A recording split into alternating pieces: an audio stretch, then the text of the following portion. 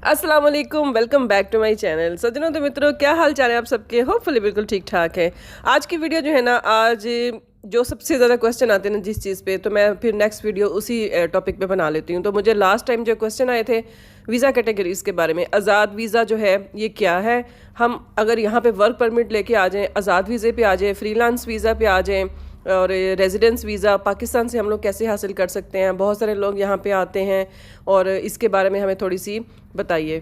बहुत ही simple way में मैं आपको बता दूं, सीधी सीधी बात करेंगे, कोई घुमा फिरा के इधर उधर की बातें, बहुत ही आसान जुबान में बात करेंगे जैसे कि सबको समझ आ जाए। अच्छा जी, यहाँ पे आज़ाद वीज़ा जो होता है वो कोई वीज़ा नहीं होता, फ्रीलांस वीज़ा कोई वीज़ा नहीं होता। यहाँ पे दो वीज़ाज़ हैं, विजिट वीज़ा या वर्क परमिट, रेजिडेंस या आज़ाद वीज़ा। ये तीनों एक ही चीज़ हैं, यानी कि फ्रीलांस वीज़ा, वर्क परमिट या रेजिडेंस वीज़ा, इन तीनों का एक ही चीज़ होती है। इसको नाम दिए हुए हैं। अब इसमें क्या इसकी कैटेगरीज हैं, इसमें क्या हिसाब होता है, वो मैं आपको बता रही हूँ। ठीक है, सबसे पहली बात तो ये होती है कि हम जब विजिट वीज़ा पे दुबई में आते हैं ना, तो यहाँ पे आके हम अपनी जॉब सर्च करते हैं, हमें जॉब मिल जाती है ना।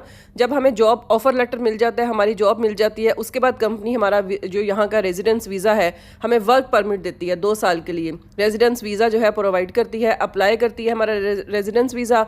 जब हमारा रेजिडेंस वीज़ा आ जाता है तो फिर हम उस वीज़े के ऊपर 2 साल के लिए काम करते हैं। ठीक है, वो जो 2 साल का वीज़ा होता है वो रिन्यू होता है हर 2 साल के बाद। वो कंपनी की मर्जी होती है, उसको रिन्यू करती रहती है। जब उसकी मर्जी होती है उसके एम्प्लॉय को नहीं रखना है तो वो उसका वीज़ा जो है वो कैंसिल कर देती है। तो फिर इसके बाद वो जो एम्प्लॉय होता है वो किसी दूसरी कंपनी में जाके जॉब अप्लाई कर लेता है। इस तरीके से यहाँ पे जो सर्कल चल रहा होता है, क्योंकि यहाँ पे नेशनैलिटी वगैरह तो मिलती नहीं है, तो यहाँ पे ये कि सिर्फ वर्क परमिट होता है जो 2 साल का होता है, जो रेजिडेंस वीज़ा जिसे कहते हैं। ठीक है, जो फ्रीलांस वीज़ा है ना, वो यहाँ पे उसकी कोई हकीकत नहीं। अब होता क्या है कि बहुत सारे यहाँ पे फ्रॉड होते हैं। इस तरह से ना लोगों को ये झांसा दिया जाता है कि जी हम आपको फ्रीलांस आज़ाद वीज़ा देते हैं, आप यहाँ पे आके ना तो आप आराम से 2 साल के लिए यहाँ पे स्टे कर सकते हैं, रह सकते हैं, ठीक है, काम कर सकते हैं।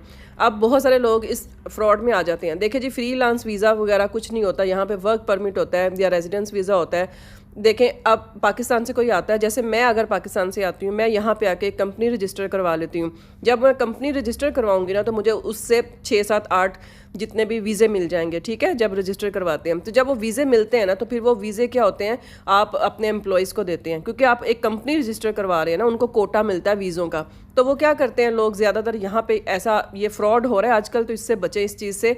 तो वो यहाँ पे आके ना वीज़े जो है वो सेल आउट करना शुरू कर देते हैं। अब क्या होता है जी, उसने वीज़े जो है वो सेल कर दिए प्रॉफिट में रख के, 1000, 2000, 3000 जितना भी उसने प्रॉफिट रखना है, उसको पीछे से जब वो कोटा उसको मिलता है ना वीज़ों का, तो उसको जो तब इकट्ठे वीज़े मिलते हैं तो उसको सस्ते मिलते हैं ज़रा थोड़े से ना, मतलब 4-5 हज़ार दिरहम में उसको मिल जाता है। लेकिन जब वो आगे सेल करता है तो वो उसको प्रॉफिट रख के सेल करता है। वो क्या करता है, प्रॉफिट रख के सेल करके सारे वीज़े इधर उधर, उसके बाद वो क्या करता है, भाग जाता है। ठीक है, वो कंपनी ख़त्म, जो वीज़ा जिसने लिया होता है वो बेचारा 2-3 महीने के बाद वापस आता है, देखता है कंपनी ख़त्म हो गई। अगर उसको ज़रूरत है, अगर उसने यहाँ पे आके ड्राइविंग लाइसेंस के लिए अप्लाई करना है तो ऑब्वियसली कंपनी का एनओसी चाहिए, कंपनी की बहुत सारा ज़रूरत होती है, चीज़ों की ज़रूरत होती है, डॉक्यूमेंटेशन होती है यहाँ पे।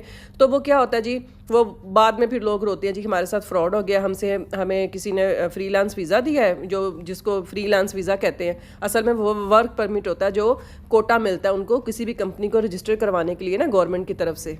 फिर जब वो कंपनी जो है वो ख़त्म हो जाती है, वो आदमी भाग जाता है, कंपनी रजिस्टर करवा के वीज़े दे के फ्रॉड करके लोगों से पैसे लेके वो चला जाता है। बाद में लोग रोते रहते हैं, 2-3 महीने के बाद उनका वीज़ा जो है उसकी कोई स्टेटस ही नहीं रहता, तो फिर वो रोते हैं उनके साथ फ्रॉड हो गया। तो सबसे पहले जब आपने वीज़ा यहाँ पे लेना है, रेजिडेंस वीज़ा लेना है ना किसी भी कंपनी से, अगर आपने यहाँ पे आना है, बहुत सारे लोग पता क्या करते हैं, यूरोप जाने के लिए ना दुबई रेजिडेंसी के लिए अप्लाई करते हैं। दुबई रेजिडेंसी यही होता है कि आप, बहुत सारी कंपनीज ऐसी होती हैं यहाँ पे, जो भी कंपनीज होती हैं पुरानी कंपनीज है ना, वो क्या होता है उनको कोटा मिलता है ना जो वीज़ों का, तो वो क्या करते हैं अपने जानने वालों को, अपने जो फ्रेंड्स फैमिली को ना वीज़ा जो है वो प्रोवाइड कर देते हैं। जो यहाँ का 2 साल का वीज़ा होता है उनको, क्योंकि मिला होता है उनकी कंपनी को, उनके पास वीज़े होते हैं, उनके पास वीज़ों का कोटा होता है। अब वो क्या करते हैं, वो वीज़ा लेके ना यहाँ पे रेजिडेंसी के लिए अप्लाई कर देते हैं, ID कार्ड बनवाते हैं, सारा यहाँ का वो हिसाब रेजिडेंसी।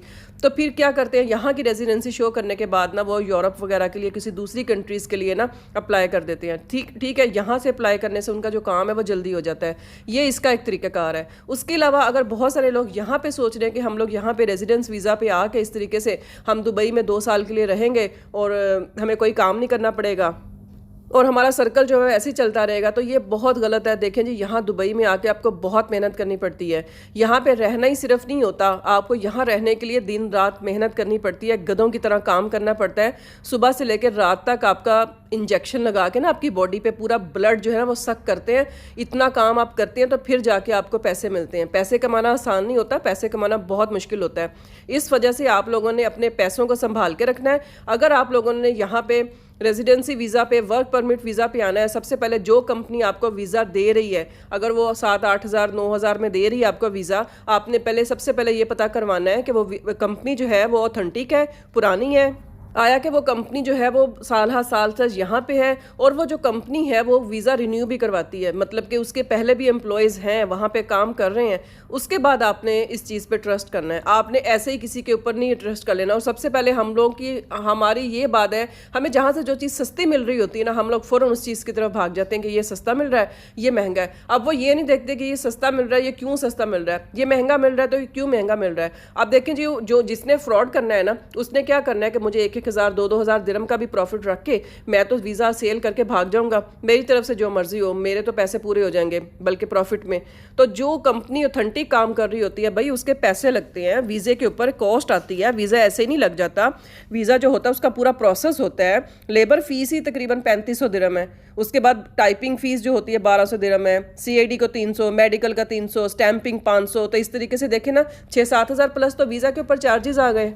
अब जिस वीज़ा के ऊपर इतने ज़्यादा चार्जेस आ गए हैं, तो वो कंपनी कैसे जो है वो 5 हज़ार में 6 हज़ार में वीज़ा सेल आउट कर सकती है। आप इस चीज़ से अंदाज़ा लगा लें कि वो बिल्कुल फ्रॉड होता है। वो सिर्फ और सिर्फ उनको जब इकट्ठे वीज़े मिलते हैं, उनको सस्ते में मिलते हैं, तो वो क्या करते हैं 1000-2000 प्रॉफिट रख के सेल करके भाग जाते हैं। ठीक है, पूरे साल का आराम से बैठ के खाते हैं फ्रॉड करके, और लोगों से धोखा करके खा लेते हैं।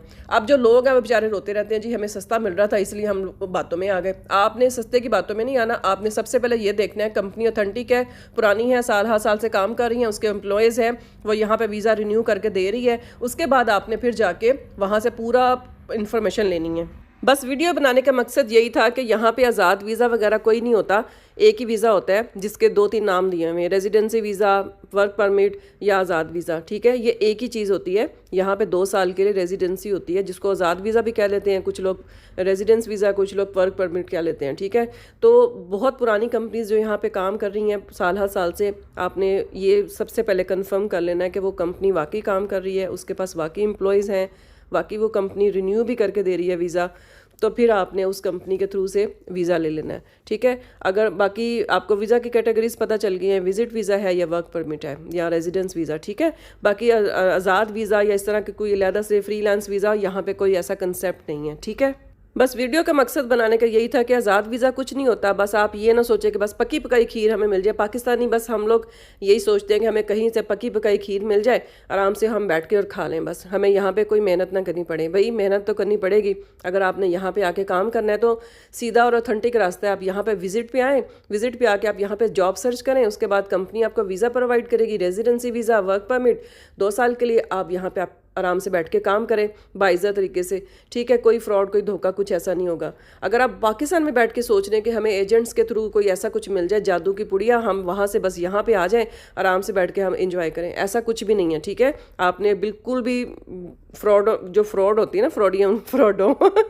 जो फ्रॉडी होते हैं ना, उनके हाथों में नहीं आना।